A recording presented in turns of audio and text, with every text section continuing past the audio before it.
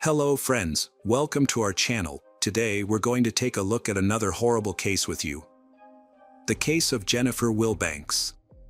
Jennifer Wilbanks was born on February 28, 1973, in Georgia, where she spent her entire life surrounded by family, friends, and work. It was in Duluth that she met her fiancé, John Mason, who was also 32 years old. John came from a wealthy family that owned a private medical clinic in Duluth. His friends described him as a kind and caring person who was always willing to help those in need. Jennifer and John had been dating for about a year and seemed like the perfect couple. Everyone who knew them was excited when they announced their engagement. The wedding preparations were underway, and a lavish ceremony was planned for April 30, 2005, with several hundred guests invited. However, just 4 days before the wedding, on April 26, 2005, John reported Jennifer's disappearance to the police. He claimed she had gone for an evening run and never returned.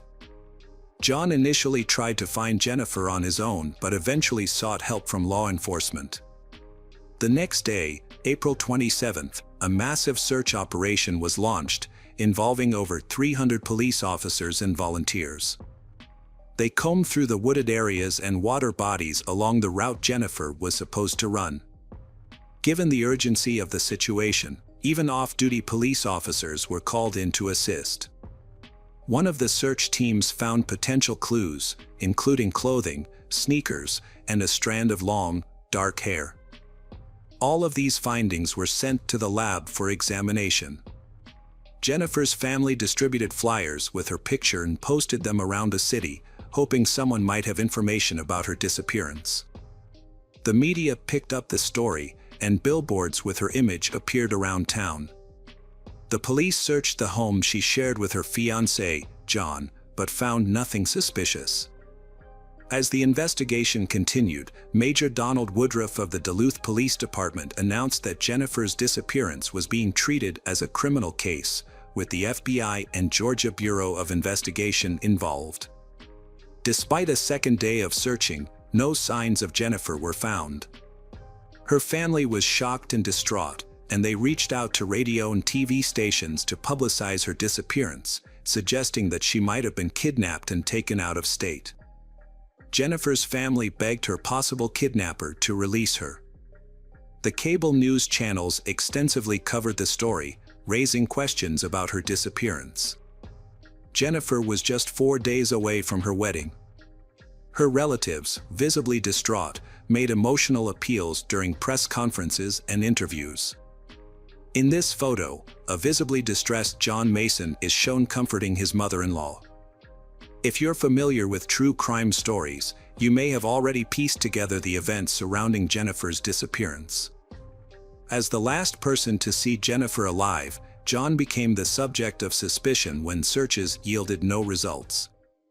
Investigators sought to uncover the truth behind John's wholesome image. To those who knew him, he appeared to be a law-abiding citizen who attended church every Sunday and couldn't harm a fly. He was asked to take a lie detector test, but he declined.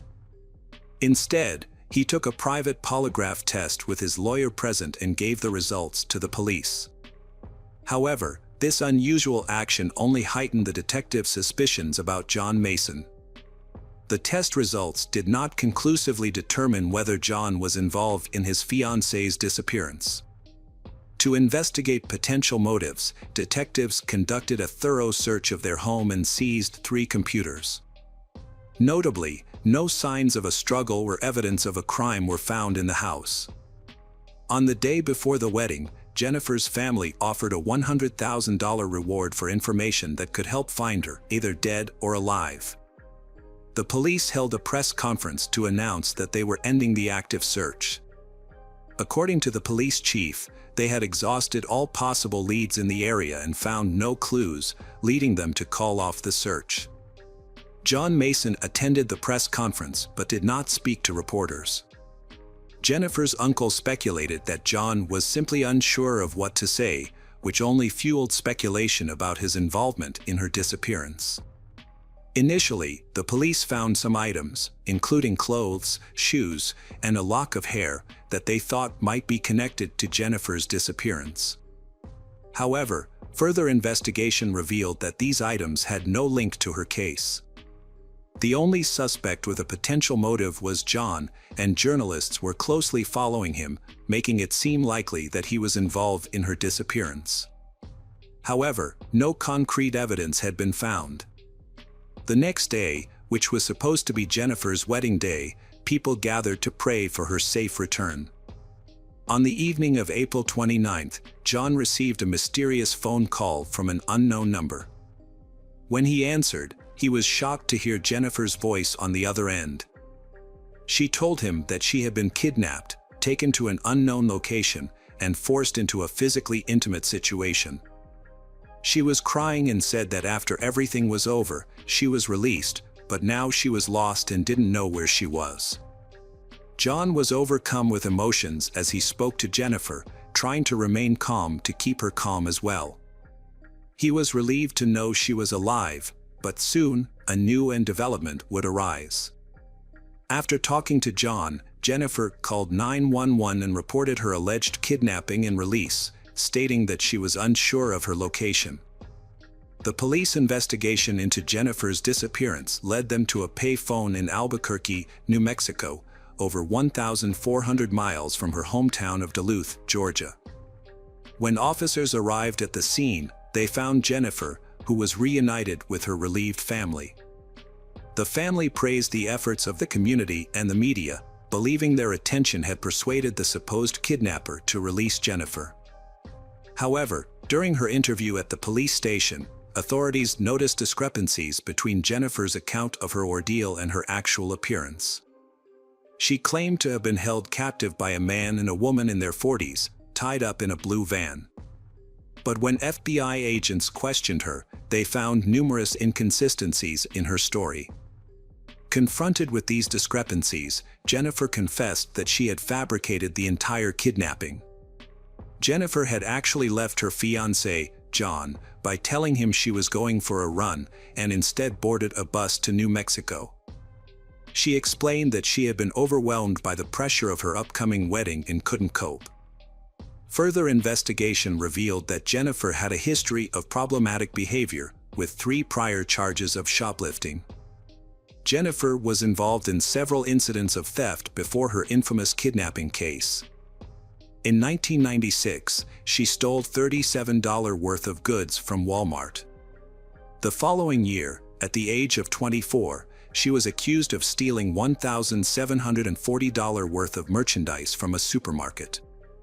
She paid for the damages and completed community service, which led to the theft charges being dropped. However, in 1998, she was caught stealing again, with damages amounting to $98. There were also allegations of theft from families who had hired her as a nanny. These thefts were considered minor, and she managed to avoid imprisonment. After her disappearance and subsequent return, the attention shifted from the thefts to the large-scale search operation conducted by the state of Georgia, which cost nearly $60,000. Jennifer attributed her disappearance to the overwhelming pressure of her impending wedding. With numerous tasks to complete and limited time, she felt stressed and pressured. Authorities later stated that the wedding had become too much for her to handle. Duluth Police Chief Randy Belcher clarified that Jennifer's fiancé was innocent of any involvement in her disappearance, despite initial suspicions. Jennifer Wilbanks, dubbed the runaway bride, apologized publicly to her family, friends, and community for her disappearance. When she returned, her fiancé, John Mason, immediately gave her back the engagement ring she had left behind, signifying his ongoing commitment to their relationship. According to Mason, his commitment to Wilbanks was solidified when he proposed and gave her the ring, regardless of their unfinished wedding plans. Following her return, Wilbanks sought medical treatment to address underlying issues that contributed to her escape. However, her troubles persisted, and she was charged with making false statements related to her disappearance. This led to a guilty plea for perjury, resulting in 2 years of probation, 120 hours of community service, and a restitution payment of over $15,000 to the city. The situation took another turn when Wilbanks sued her now ex-fiancé, John Mason, in 2006. They had ended their engagement, and Wilbanks claimed that Mason had exploited her trust during her treatment by selling the rights to their story for $500,000 without her knowledge. He allegedly used the funds to purchase a house, registered solely in his name, and then kicked her out after their breakup. Wilbanks sought $250,000 as compensation for her share of the house and an additional $250,000 in damages. After the failed wedding, John Mason filed a countersuit against Jennifer Wilbanks, claiming he suffered emotional distress from being left at the wedding and suggesting she might have been involved in her own disappearance. In December 2006, both parties dropped their lawsuits, reportedly as part of a settlement. Meanwhile, Jennifer's notoriety caught the attention of global media, making her a temporary celebrity. In the aftermath, several products emerged, such as a runaway bride action figure and a hot sauce called Jennifer's Hightail and Hot Sauce. A musical play based on her story opened in Duluth, Georgia, in March 2008. Even a photo of her fiancé, John Mason, appeared in the house for the 2008 movie The Grand.